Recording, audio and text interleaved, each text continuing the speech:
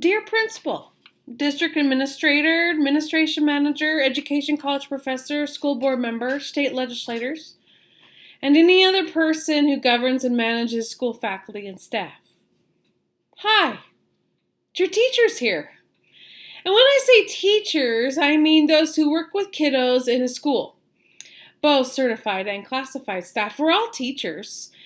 Anyway, sometimes, well, a lot of the time, we teachers feel that principals and other school leaders get so caught up in the managing of schools that they forget their most important job, which is to take care of teachers. Now, we understand you're really, really busy.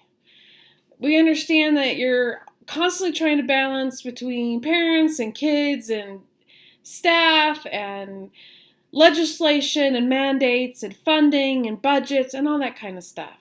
We get it. We really do. Plus, the abnormally crazy amount of meetings that you have, both on school and off school, IEPs, 504s, etc.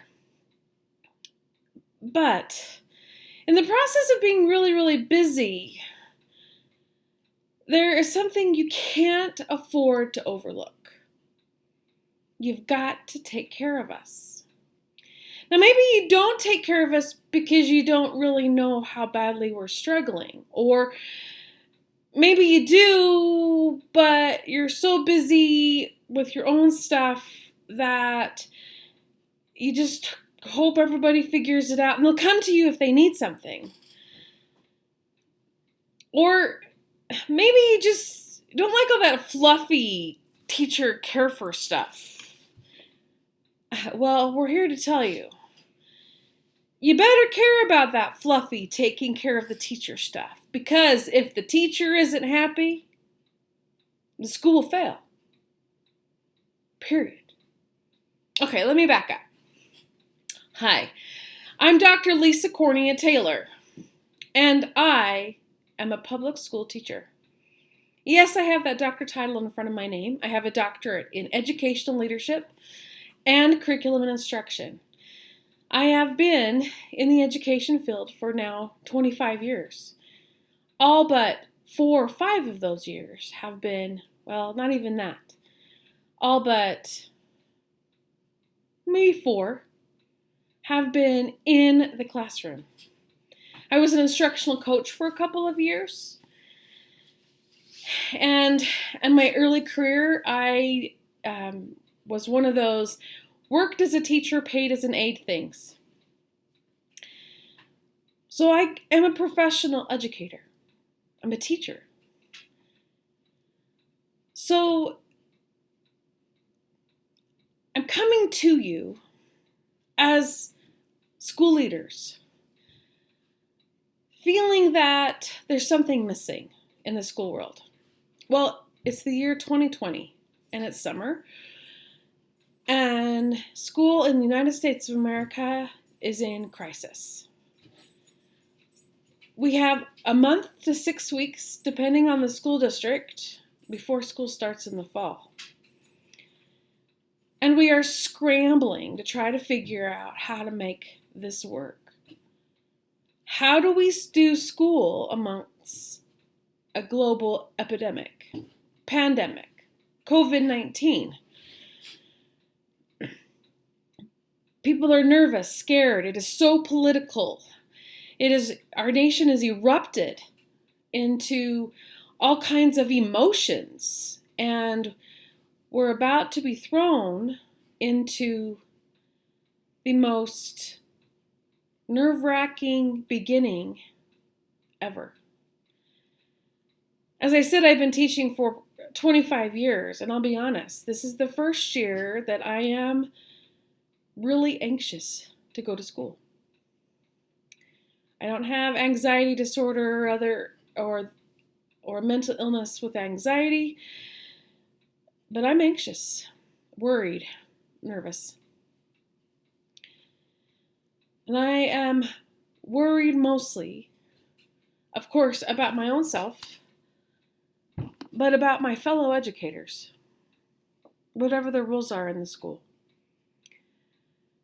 Because I've seen it time and time again, year after year after year. Principals come and go, mandates change, the pendulum changes, no child left behind came and went, no teacher left standing.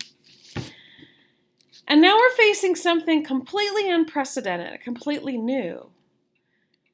And what I know is that over the last 10, 15 years or so, one of the things we have figured out in schools is we have started to take better care of the individual needs of our students. We've learned that not all kids learn the same way, and we've worked to individualize instruction, differentiate instruction, to do those things, best practices, those things that we have learned that helps kids where they are, instead of trying to make them fit into a design that they don't. Some do, many do. But as the world changes and things get more complicated, we know that fewer and fewer children fit into that school mold that we grew up in. And then we add to the mix parents who grew up in schools, who went to school for a long time. And so they feel like they're experts on schools. And it's a challenge, isn't it? So in that process, though, of taking care of kiddos, one of the things that we have forgotten to do, or we don't do maybe as well as we used to, is we don't take care of the individual needs of the teacher, the human, the person in the classroom with the certification or the license to do whatever it is they do. But as we have seen in the last decade or so, teachers are leaving this profession at an astronomical rate.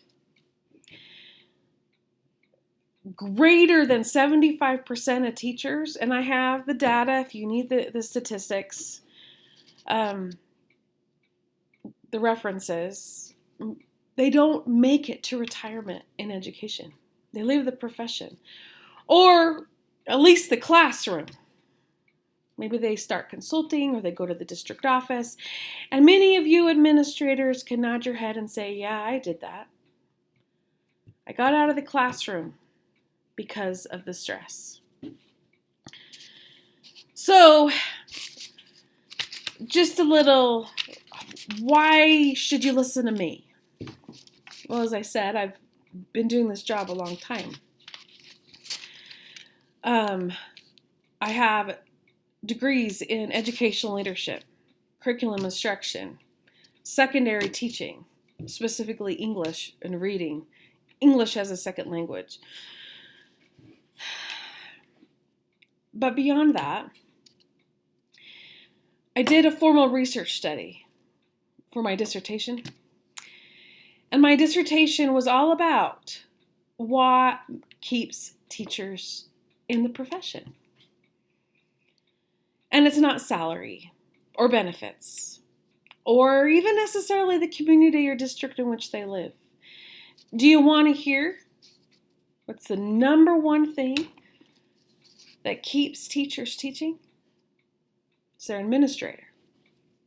Who their administrator is, both in their school level and district level. Do they feel like you've got their back? And what does that look like? And what does that mean? Very interesting. Now, I have some notes here to help me remember some of this data.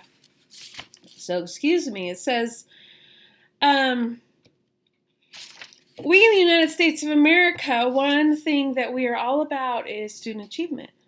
And as we are facing the school year, we are so freaked out about whether or not how many times we have to have kids wash their hands or wear masks or not, that we are having a hard time even wrapping our head around what does student achievement during this era look like. But we know it's a concern, and we know that it's always been. So we are in this world of student achievement until last year, high stakes testing. But countless research has shown over and over and over again, in many formats, ways, research studies of different kinds, quantitative and qualitative, longitudinal and short, that the number one thing that directly impacts student achievement is the quality of a teacher. If you have a high quality teacher in the classroom, student achievement goes up. And if a student is lucky enough to have high quality teachers year after year after year, their achievement is significantly higher than kiddos who have a good teacher and a not so good teacher the next year, and then a good teacher, and then a good teacher, and then a really bad teacher. So, what do we have to do to make sure they have a high quality teacher in the classroom? What is a high quality teacher? Well, there's not a lot of research that defines that because it's so subjective. In my opinion, of what makes a high quality teacher is very different than the next person in my classroom next door, or school to school, or district to district. Okay. What the research does say, however, that there are a couple of markers that we can use to determine if a teacher has the potential or the likelihood of being high quality. The first thing is that they have to have a minimum of 5 years experience. But there is a kicker to that 5 years experience. It is not just 5 years experience. It is 5 years teaching the same content area in the same grade level for 5 years straight. Only then, when the teacher has had that much experience and that much knowledge of the curriculum, can we start to say they're high quality teacher. Think about your schools. How many teachers in your building, in your district, in your team, where all of you have at least 5 years of experience teaching in the same grade level, the same school, the same content for 5 years or more? In my team, I teach 8th grade. My team of 8th grade teachers, none of us would be considered to be of high quality.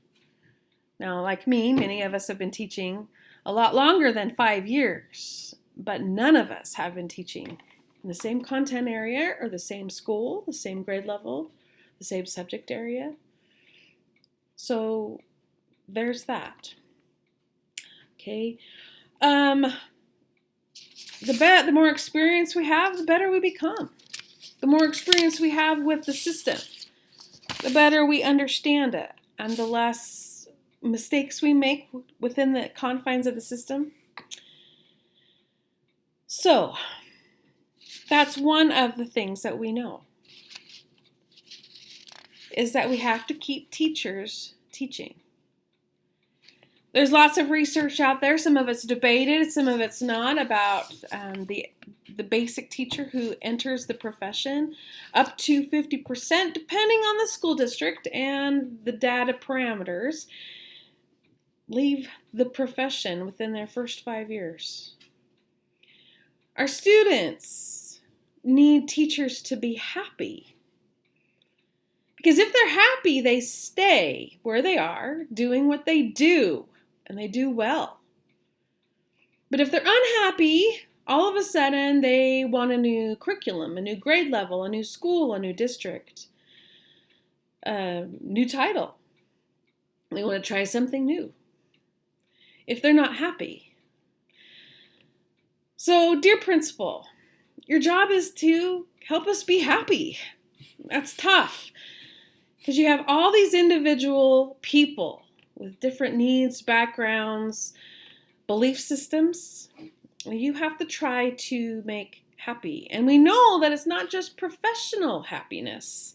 There has to be some personal happiness too, because if we're not personally happy, it flows into our professional happiness, and vice versa.